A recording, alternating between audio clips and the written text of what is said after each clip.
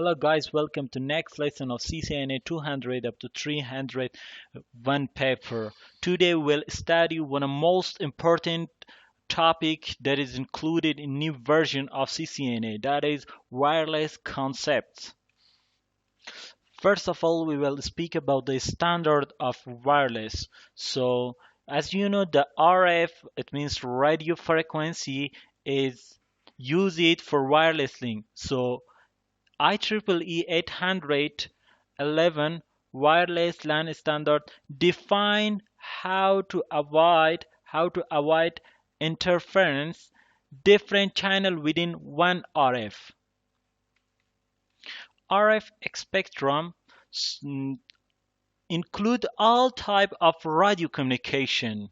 So the most important or today our discussion is about the frequency of wireless device, that is 2.4 and 5 gigahertz. 2.4 gigahertz and 5 gigahertz. Today our focus is most in this wireless frequency device. So you can see here that there is a lot of frequency notation, and our point of discussion is microwave and radar. So we can use 5 gigahertz and 2.4 gigahertz for all wireless communication. Another frequency is used some for television, for radio, for low radio sound, and etc. So we're not discussing about another, just our focus is for wireless communication. Okay, what is the channel? So the range of frequency is calling the bundle of frequency. So the wireless LAN with 2.4 gigahertz antenna, that frequency will be starting from 2.4000 up to 2.4835 gigahertz. It means this bundle of channel will be used in 2.4 gigahertz, and the 5 gigahertz bundle of frequency that is starting from 5.150 up to 5.825 gigahertz. So this bundle will be divided in a it means this bundle is subdivided, that is call it the frequency channel. When we will use this frequency channel, what is important of this? When the wireless device in a specific area becomes saturated, it means there will be multiple wireless device, multiple signal is going on in a specific area. Then we will require a wireless channel to assign specific number to that channel that can transmit easily through another frequency in the same area. So as you can see in this figure, that there is multiple wireless signal, and in this area it's saturated.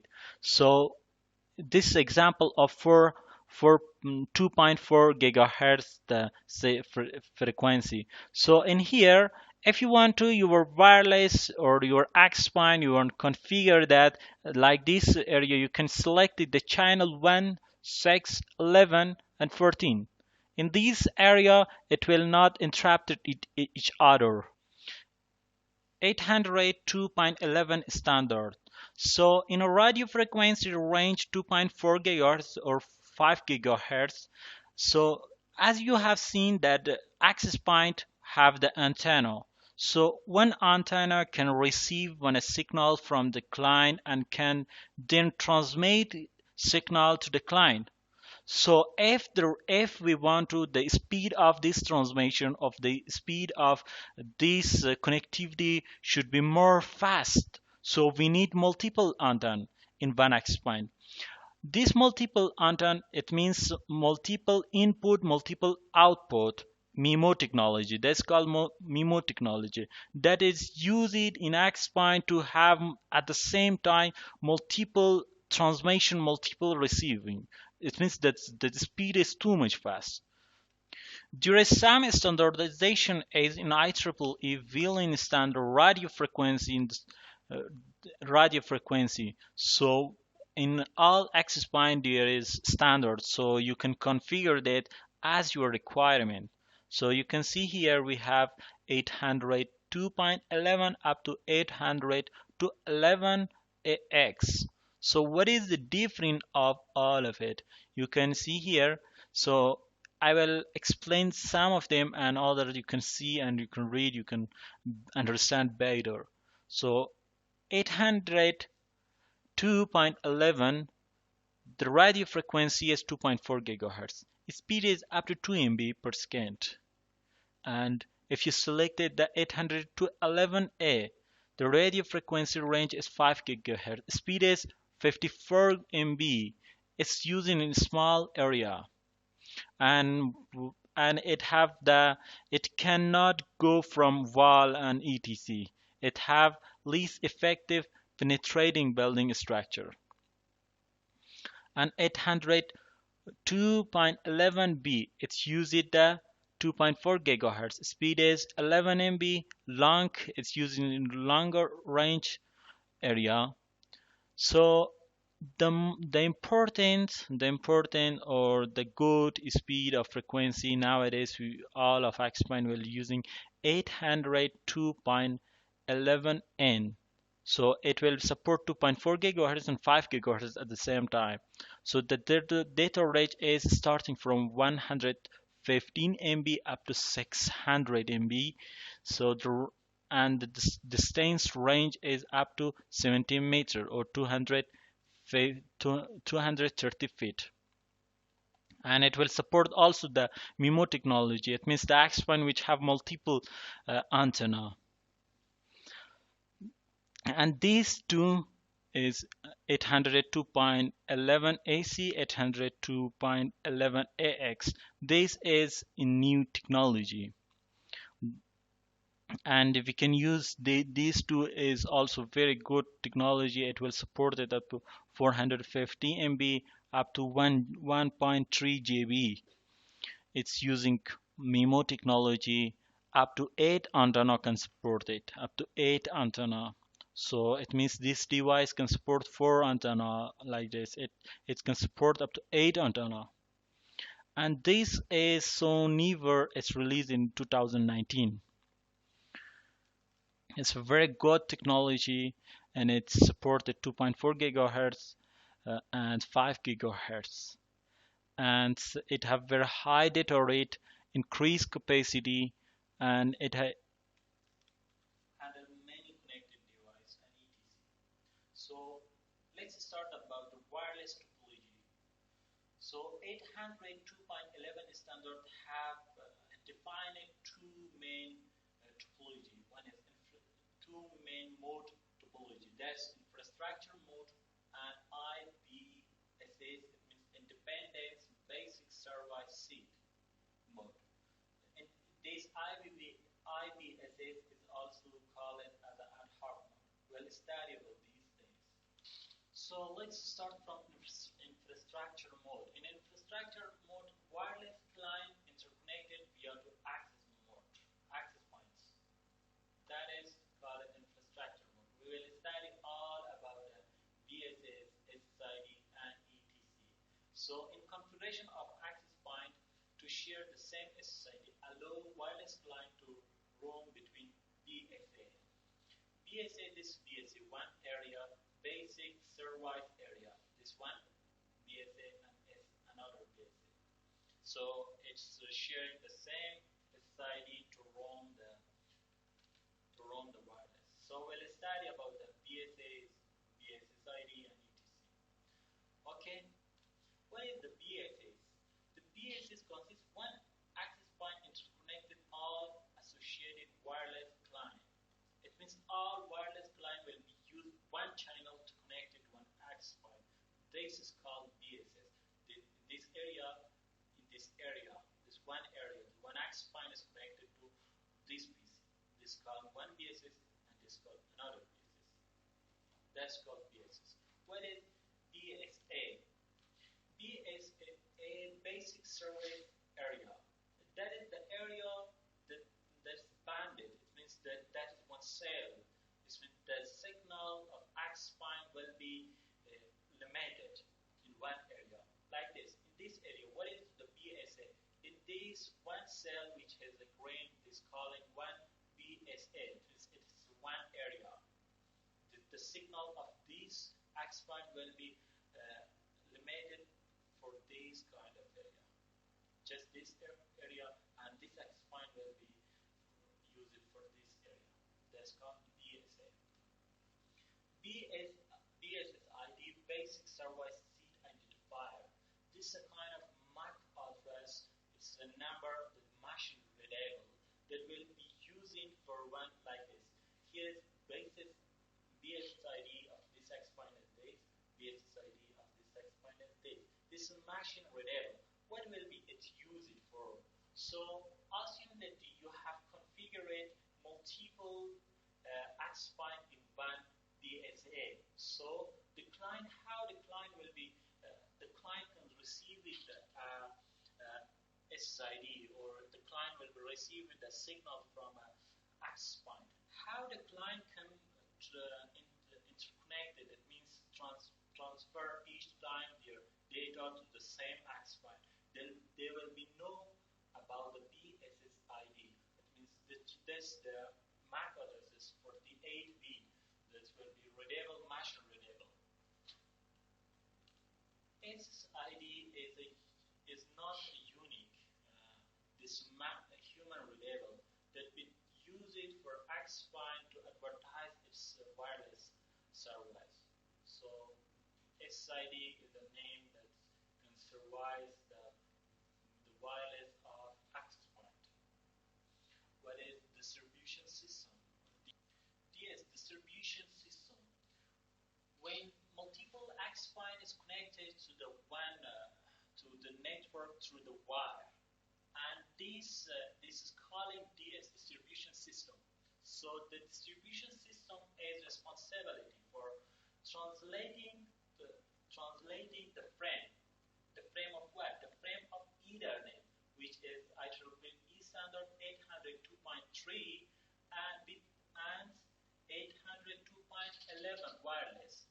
It means that responsibility is to translate the wired Ethernet standard with the wireless Ethernet standard. That's called distribution system. Extended service seed, or ESS.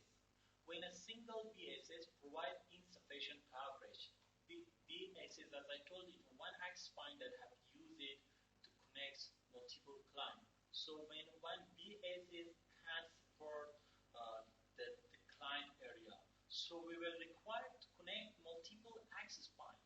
Multiple access point we require. For connecting multiple access point, we will require the wire network. It means DSS, DS, distribution system. It means, so connecting multiple BSS through the DS is called what? ESS. As you can see here, an ESS is an union of two or more BSS interconnected by wire DSS. Each BSS identified by its SSID, yes, and each BSS is identified by BSSID. What each BSS ID, each BSS is identified by SSID. It means this X might have another SSID, like there is my network 1. The client will recognize this X point. And then here, network 2. This client will be recognized. This client will be recognized. This X point with their SSID. Each BSS is identified by its BSSID. What is IBSS or ad hoc mode? IBSS independent basic service seed or ad hoc mode. Connecting two devices without any third party like access point through the wireless is calling ISID, or ad hocing two network, two devices. One of these devices will be advertised the wireless, and another device will be received the advertises without any usage of access point, and it's that is called what? IBSS. In a mesh, at the mesh topology, so As you have seen there is multiple access point is used here. Each access point using their BSS.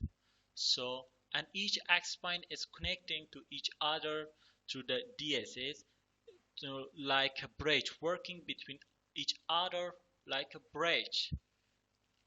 It means each access point using its BSS at one channel, and the connecting of access point is use it as a bridge. It used another channel.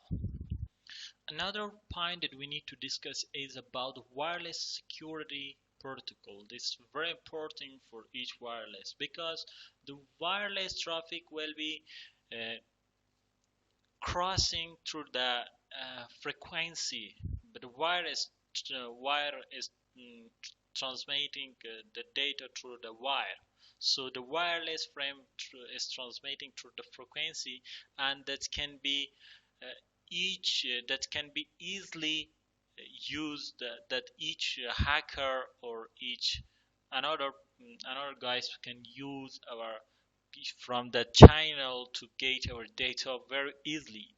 In this case, that we require to make secure our wireless signal. So example, when a client want to connect it to the access point or to get a wireless, first of all it need to associate with the access point. So when it associated with the access point, an access point can send back the acknowledgement and etc to this traffic exchanging between the client and access point, this using the channel. So if this channel is not secure, and this traffic can be read it by another guys. I'm sure, let me show here one figure. This is a client and his access point. When the client is typing his password, and because it's connected to this access point, the password can be readable with any hacker there here. The best way is to make secure this connection is using authentication and encryption system. So 802.11 standard introduced two authentication system. That is, one is open system authentication, another is shared key authentication. At open system authentication will be used in the area that the security is not too much concern, but the responsibility of the security is on the client. The client that can use the VPN, it means virtual private network, to connect securely. But shared key authentication provide a mechanism. That the mechanism is here. We will explain. We will study each of these mechanisms. The client and the access point will authenticate and encrypt the data, and they using pre-shared key. Pre-shared key will be same between the parties, and between the client and the access point to allow connections. So these method will be like WAP, WPA, WPA2, WPA3. First of all, it's a wireless equivalency privacy is a WAP. It's so older mechanism or method that has been used first when the access point or when the wireless network is released. So it used the CRC4 revised cipher 4. We will study about what is this method. This method was so much this method is not that much secure, and it was hackerable. It means the hacker can easily go on the signal. So they introduced the Wi-Fi protected access. This Wi-Fi protected access uses TCAP. It means temporal key integrity protocol. This algorithm, encrypted algorithm, changing the key for each package. This makes it more difficult for a hacker. So and also it has some vulnerability that we will study. Then another method is released, PA2.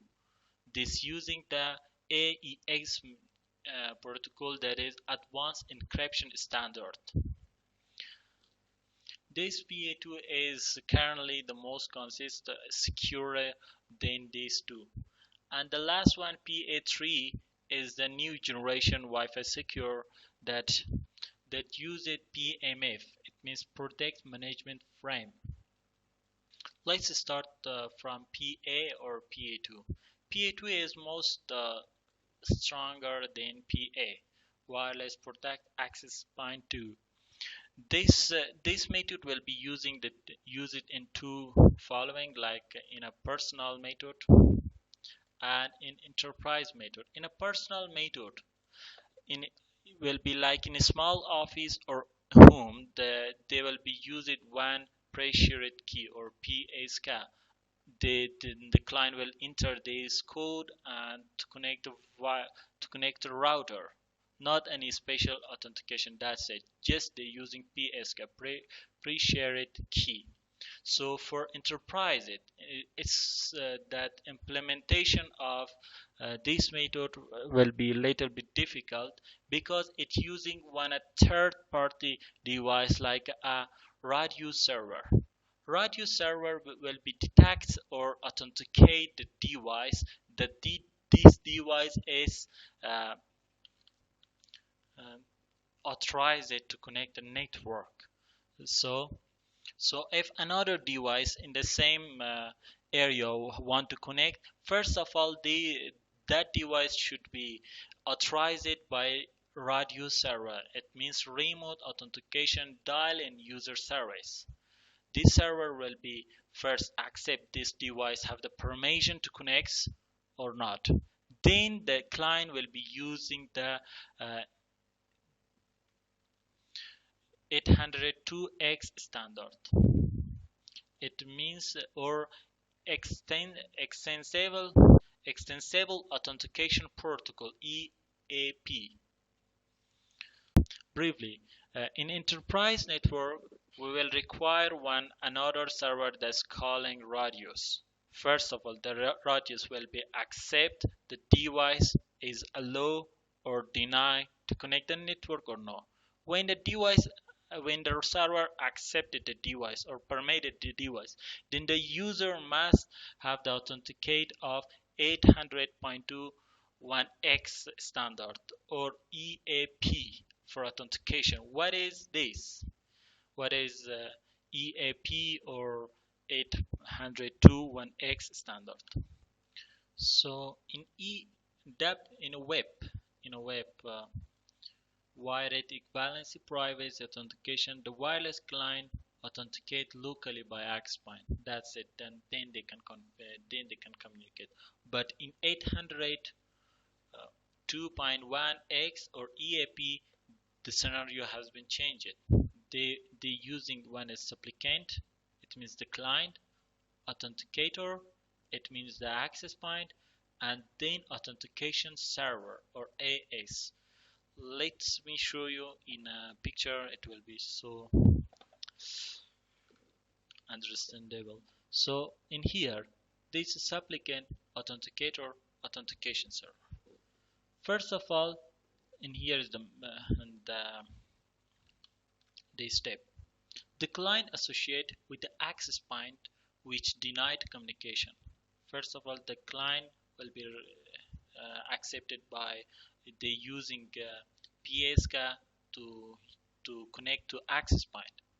Then the access point can complete the handshake with the radio server or authentication server when they has been configured, and also the access point with the radio server also connected.